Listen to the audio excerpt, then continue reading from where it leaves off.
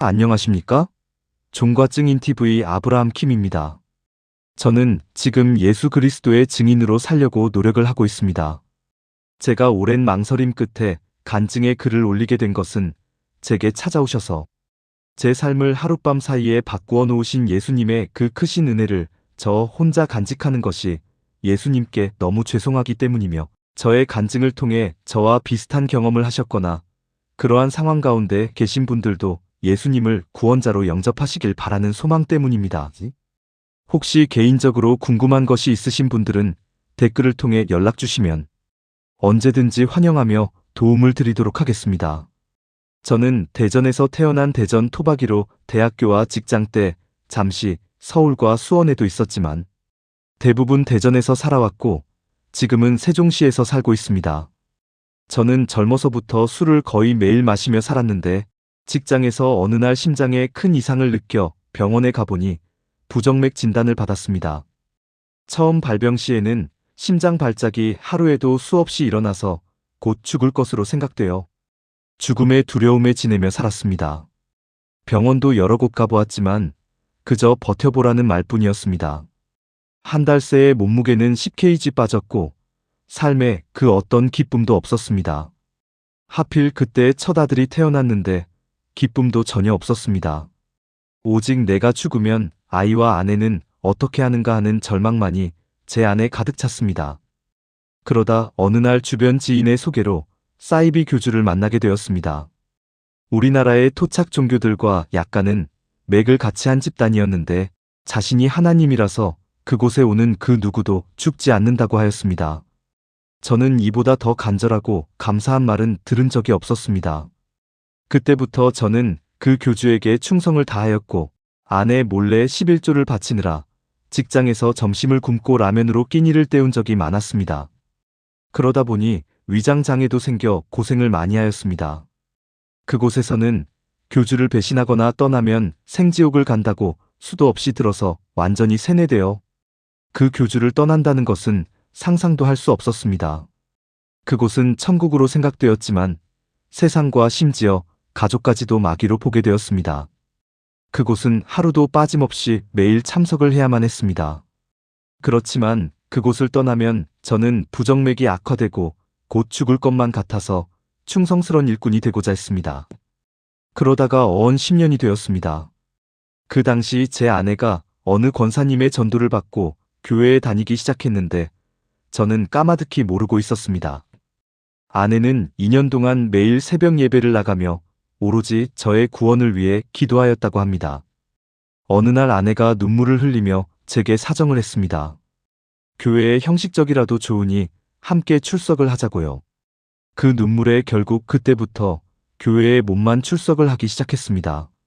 마음은 아직도 어느 정도는 그 교주에게 향해 있었습니다. 처음엔 목사님 설교 때도 일부러 졸기 일쑤였습니다. 그러다가 어느 날 그 교주의 비리가 드러나기 시작했습니다. 처음엔 믿지 않았는데 점점 사실로 믿어지기 시작했습니다. 지금 생각하면 그것이 저를 향하신 하나님의 구원 계획이었던 것 같습니다.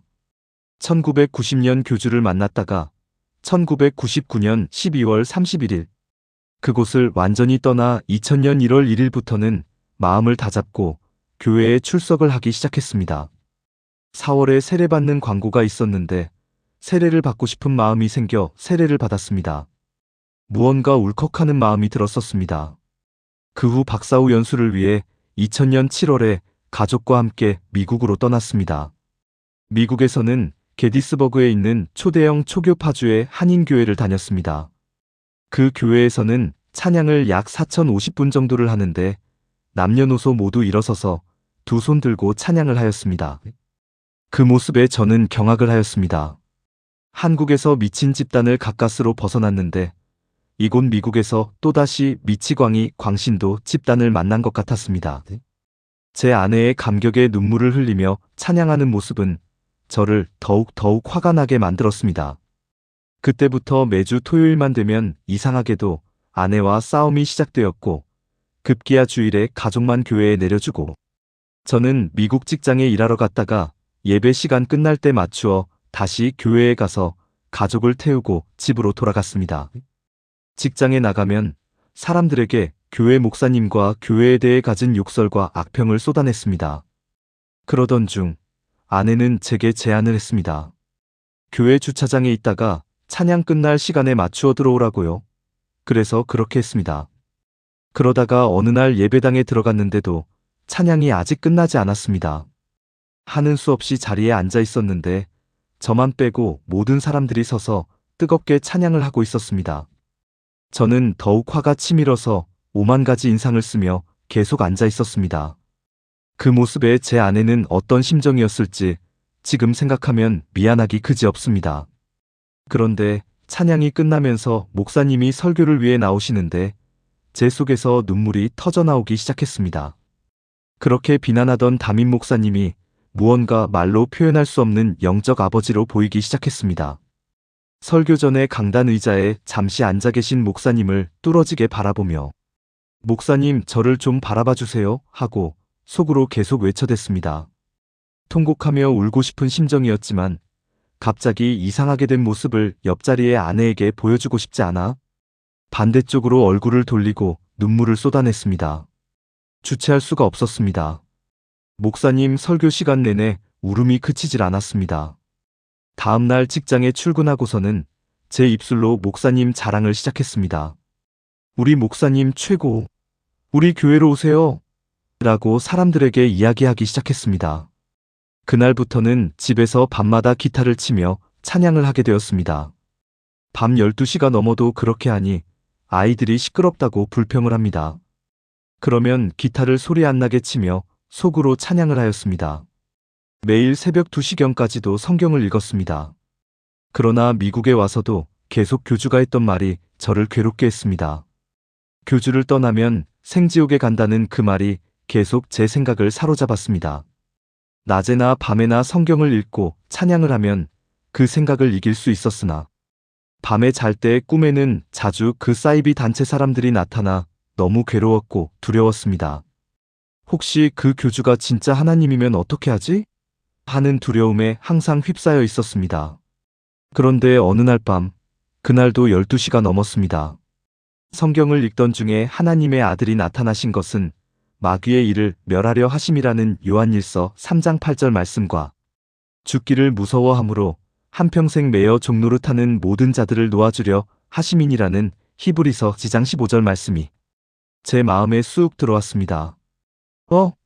하는 소리가 제 마음에서 튀어 올라왔습니다.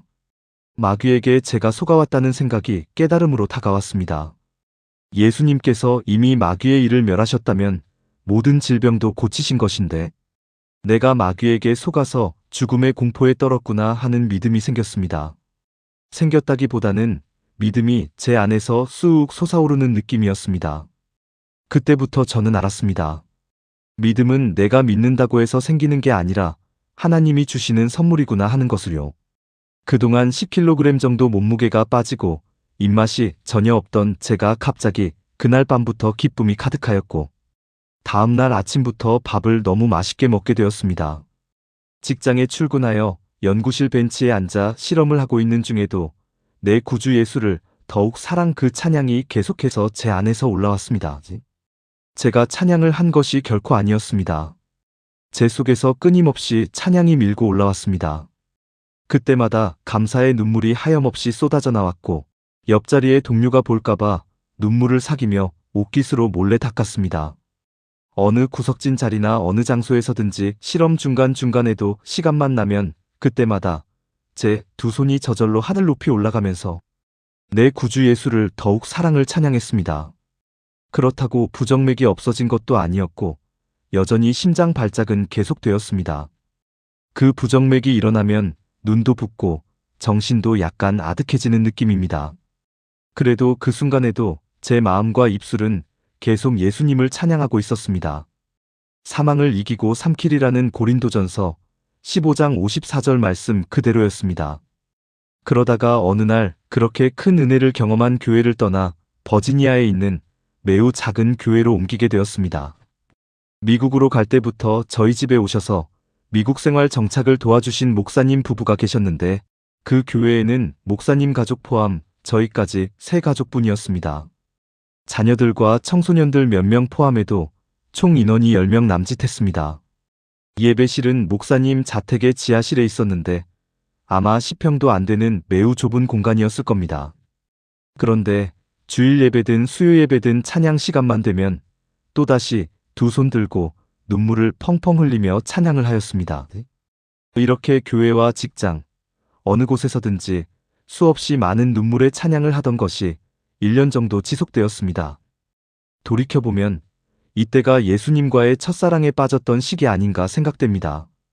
마치 제가 눈물의 선지자 예레미야처럼 느껴졌었습니다. 그렇지만 제 부정맥은 여전히 저를 괴롭혔습니다.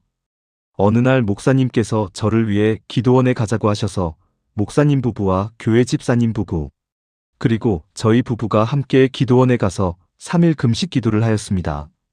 처음 해본 금식 기도였는데 잠만 오고 몸이 깔아지기만 했습니다. 겨우 3일을 버티고 첫 금식 기도를 성공은 했습니다. 그래도 부정맥은 계속 저를 힘들게 했습니다. 매주 수요일에는 집에서 약 50분 거리의 그 교회에 가서 수요 예배를 드렸고 예배 후에는 약 2시간 정도 모두 둘러앉아 손잡고 통성 기도를 하였습니다. 그러다가 어느 날 저는 집에 있고 아내와 아이들은 수요 예배에 갔습니다. 그 시간 동안 저는 가족들을 위해 집에서 기도를 하고 있었는데 또다시 두려움이 찾아왔습니다. 성경 말씀으로 모든 것을 이긴 줄로 알았는데 부정맥이라는 질병 앞에 믿음이 허물어졌습니다. 사람이 이렇게 연약합니다. 사탄 마귀는 집요하게 저를 삼키려고 찾아왔습니다. 마음이 참으로 슬펐습니다. 왜 나만 이럴까? 하는 생각으로 제 스스로가 불쌍하게 여겨져 좌절을 하며 삶의 의욕이 사라졌습니다. 너무 지쳤습니다. 그런데 그 순간 누군가 널 위하여 누군가 기도하네 라는 찬양곡이 스르르 떠올랐습니다. 그러면서 제 마음에 예수님께서 지금 나를 위해 기도하고 계시는구나 라고 생각되었습니다. 그러면서 동시에 교회 집사님께서 얼마 전 제게 하셨던 말씀이 생각이 났습니다. 집사님, 하나님 만나게 해달라고 기도해 보세요. 그러면 만나주실 겁니다. 저는 그 집사님 말씀에 곧바로 짧게 기도했습니다. 하나님을 만나게 해달라고요. 그로부터 며칠이 못 되어 어느 날 밤 꿈을 꾸는데 한국에서 다녔던 그 사이비 단체의 한 사람이 제게 나타났습니다. 형제님, 여기서 뭐 하고 있어요? 다시 가서 그분 말씀을 들읍시다.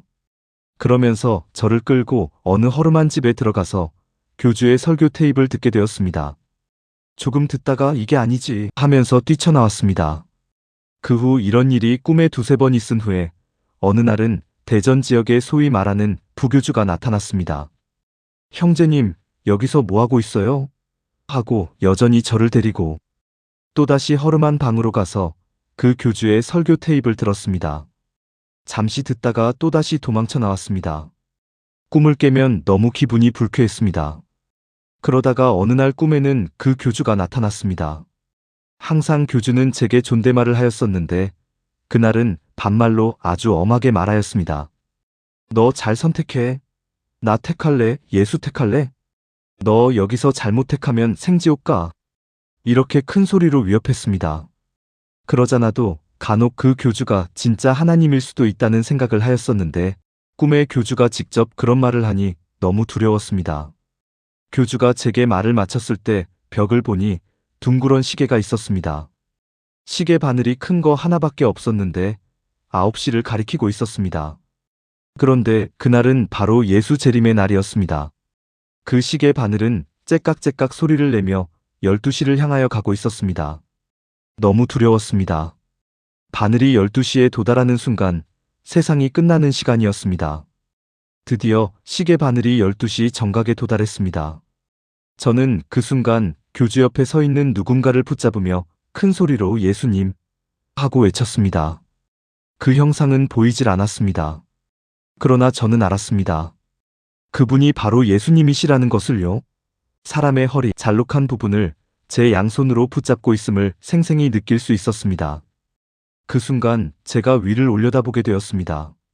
하늘에 먹구름이 가득 차 있었는데 마치 영화 필름을 빠르게 돌리는 장면처럼 그 먹구름들이 밀려나가고 있었습니다.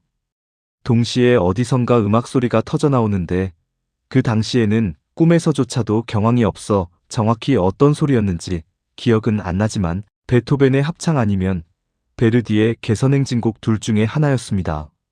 그 소리는 너무 크고 웅장하였고 그 순간 저는 살았다. 나는 살았다. 하며 탄성을 터뜨렸습니다. 제가 지금까지 살면서 그러한 기쁨은 없었습니다. 생지옥에서 구원받았다는 그 기쁨이 제 안에 가득했습니다. 그때까지 저는 신앙생활을 하면서 그러한 경험은 없었습니다. 이튿날인가 교회 예배 후 친교의 시간에 제 꿈을 이야기했습니다. 그렇지만 꿈에 들었던 그 소리에 대해서는 정확히 우리말로 표현을 할 수가 없었습니다. 제 꿈 이야기를 듣고 나서 제게 말씀하셨던 그 집사님께서 집사님, 그 꿈은 계시적인 꿈 같습니다 라고 하셨습니다. 그날 밤 집에서 성경을 읽는데 요한계시록을 읽고 있었습니다. 그러다가 어느 구절에 백마를 타고 내려오는데 큰 나팔을 부는데 그 소리가 천지에 꽉 찼더라 하는 말씀이 있었습니다. 그 순간 저는 무릎을 탁 쳤습니다. 바로 이거야 하면서요. 제가 꿈에 들었던 음악 소리는 어디에서 들려오는 게 아니라 천지에 꽉 찼습니다. 제가 사람들에게 이 표현을 할 수가 없었는데 성경에서는 정확하게 표현이 되고 있었습니다. 그렇습니다. 낯의 빛이 어디서 비치는 게 아니라 빛이 꽉 차 있는 것처럼 그 소리도 꽉 차 있었습니다. 그리고 그 나팔이 영어로는 트럼펫이었습니다. 또다시 저는 탄성을 지르며 무릎을 쳤습니다. 제가 꿈에 들은 그 소리는 바로 트럼펫 소리였습니다. 이제 저는 압니다. 구원받을 사람들은 그 나팔 소리를 들으면 구원의 기쁨으로 탄성을 지르며 춤을 출 것이지만 구원받지 못할 죄인들은 마치 지렁이가 햇빛을 받으면 쪼그라들면서 죽는 것처럼 그 나팔 소리 자체만으로도 두려워 벌벌 떨며 죽을 것입니다. 그러면서 저는 예수님만이 길이요, 진리요, 생명이심을 확실히 깨닫게 되었습니다. 교주의 설교가 아무리 뛰어나다 할지라도 모든 이론을 다 파하며 하나님 아는 것을 대적하여 높아진 것을 다 파하고 라는 성경 말씀대로 교주의 모든 이론은 거짓임을 알게 되었습니다. 그 뒤부터는 꿈에 그 사람들이 나타나지 않았습니다. 저는 해방되었습니다. 저는 자유케 되었습니다. 그런데 약 한 달 후 어느 날 밤 꿈에 그 교주가 또 나타났습니다. 저를 데리고 어느 골방으로 데려가서 설파를 하였습니다. 저는 듣다가 아니, 이게 아니지 하면서 또다시 도망쳐 나왔습니다. 방문을 열고 뛰쳐나오니 그 집 둘레를 허리 굵기에 크나큰 뱀 한 마리가 꽁꽁 싸매고 있었습니다. 마치 삼각형 팽이를 돌리려고 그 위에 줄을 돌리고 있는 모습이었습니다. 저는 뱀을 밟으면 물릴까봐 뱀 몸통 사이사이를 통통 건너뛰며 마당 끝까지 도망쳤습니다.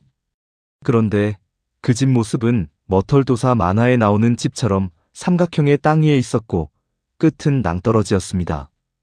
거기서 떨어지는 순간 놀라서 잠을 깼습니다. 저는 너무 기분이 불쾌했습니다. 마귀를 다 이긴 줄 알았는데 이건 도대체 뭐지? 하고 저는 모든 게 혼란스러워졌습니다. 그 꿈이 계시가 아니었나? 라는 의구심이 들었습니다. 또다시 혼란과 불안함을 아는 채 지내다가 며칠 후 다시 꿈을 꾸었습니다. 그 교주가 또다시 나타났습니다. 그런데 이번에는 교주의 모습이 달랐습니다. 얼굴이 노래졌고 마른 명태처럼 삐쩍 말라 있었습니다. 제가 옆에 있던 나무젓가락으로 그 교주의 목을 꺾으니 목이 그대로 부러졌습니다. 그 꿈 이후로는 사이비 교주나 그 단체의 어떤 누구도 꿈에 나타나지 않았습니다. 이러한 일 이후에 저는 확신을 가졌습니다. 우리의 구원자 주 예수 그리스도 그 한 분 외에는 길이 없음을 확신하였습니다. 그리고 영적인 일은 영적으로 분별되듯이 사이비에 빠진 사람들은 하나님의 영이신 성령의 역사가 아니면 그 지배에서 결코 빠져나올 수 없습니다. 저는 지금도 그 교주가 어떻게 인간으로서는 가히 이룰 수 없는 설파를 하는지 이해할 수 없습니다. 아마도 귀신이 들려 그런 것이라고 생각합니다.